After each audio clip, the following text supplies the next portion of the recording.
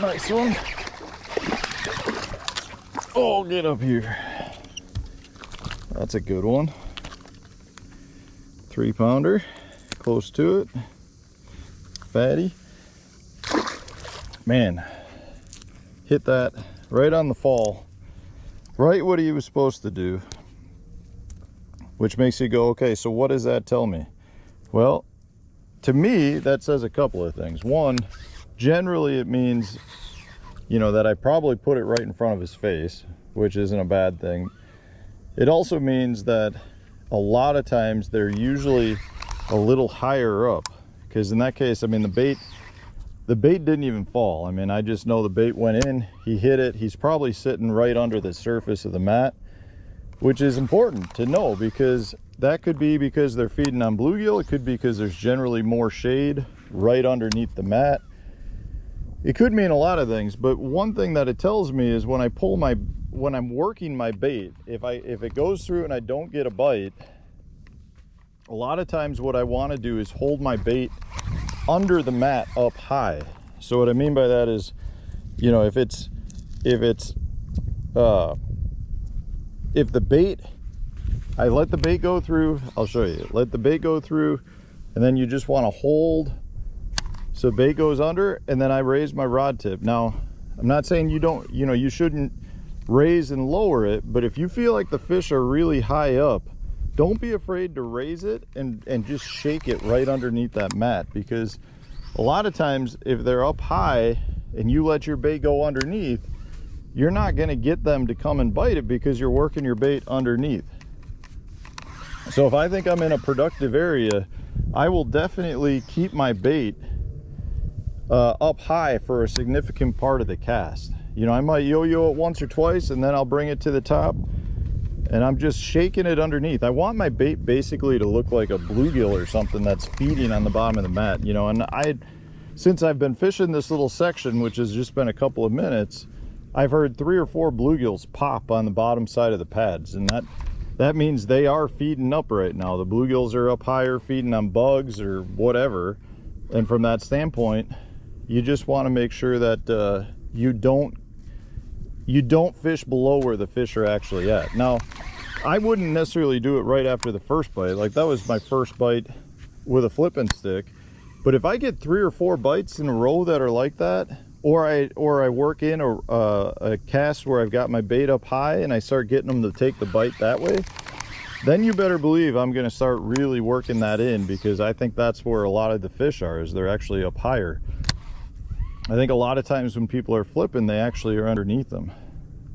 It's something that I think has gotten me a lot of extra bites flipping. You know, and there's a lot of things too to point out. You know, there's a lot of little tips that I think a lot of people don't recognize when they are punching. I'm not necessarily talking about flipping, but I'm talking about punching right now. So one of them is your weight choice. So in this case, I've got a 3/4 ounce, and a 3/4 ounce to me is like the first weight you should actually start to punch with.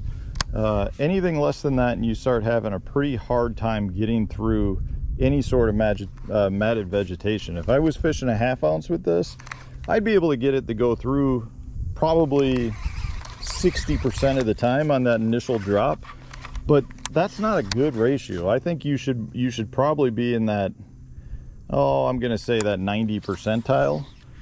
But you also don't want to be at the point where you're just throwing something that's too heavy. Like, I think a lot of times people will just instantly go with 1.5 ounces, and that's so that they get through every time. Well, that's fine, but in this case, I don't want my bait crashing through, and I don't need 1.5 ounces. A 3/4 ounce for this stuff is just fine.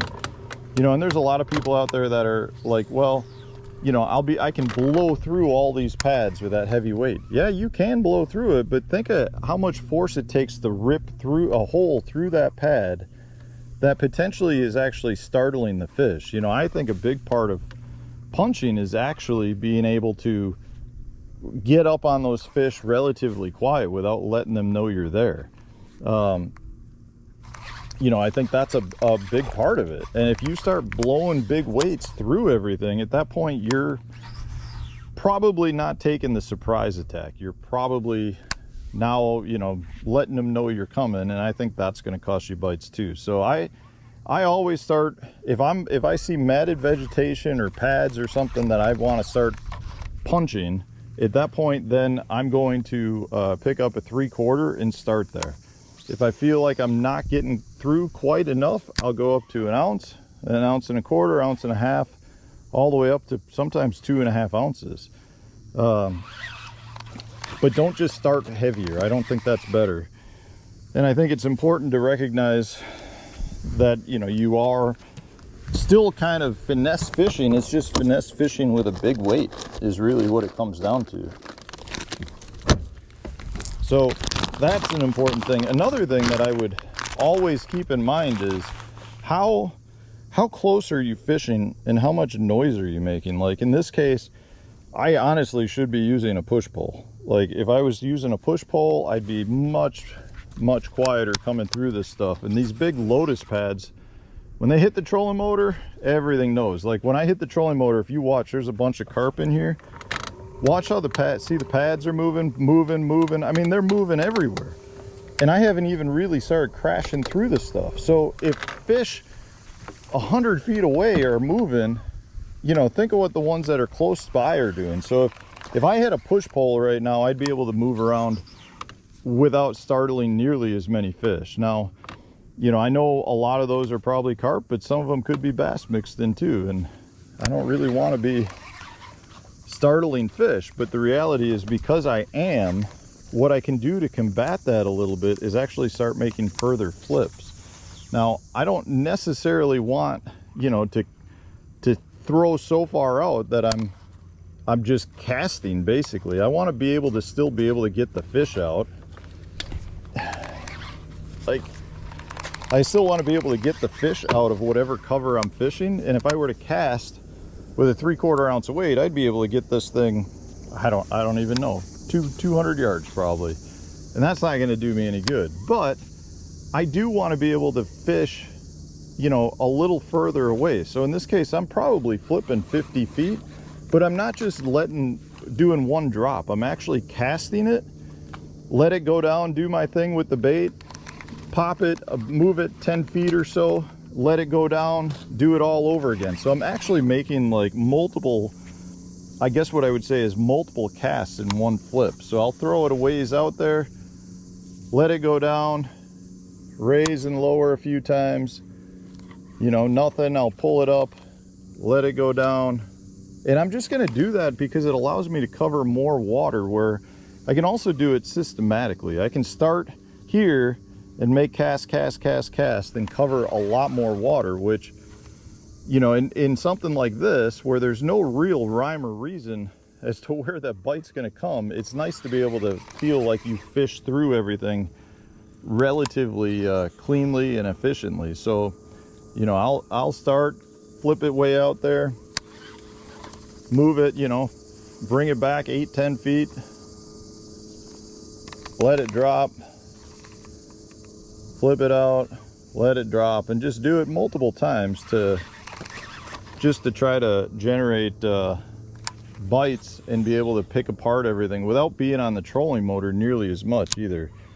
You know, that's just one of the biggest no-nos anytime you're fishing thick cover. You don't, if you can, you don't want to be in it. Now, I could be out on the edge, but I also want to be fishing deeper in. So what I would normally do is, if this were a tournament, I'd fish the edge and then I'd work my way in. Like, I feel like that would be a good way to go about it. But right now, just because I'm fun fishing, I'm just kind of back in it, and I can fish both the edge and I can fish further in. And I realize I'm probably costing myself some fish, but I don't have 8 hours to fish like I would in a tournament. I'm just out for a couple hours and just fun fishing around basically. But you want to be aware that in this heavy stuff, those fish generally get pretty spooky because they can hear you beating around with the trolling motor.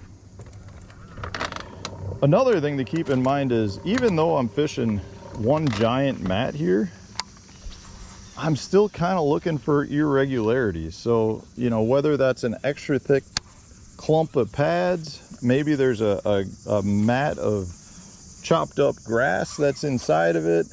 Maybe there's a hole.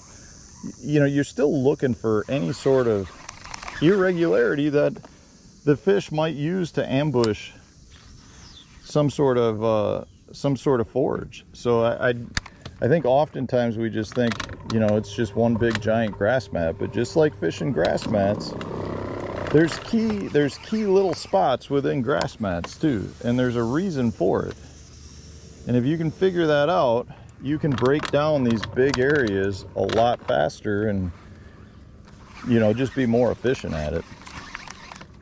But those are a few tips anytime I'm out punching mats that I think a lot of times people don't necessarily think about.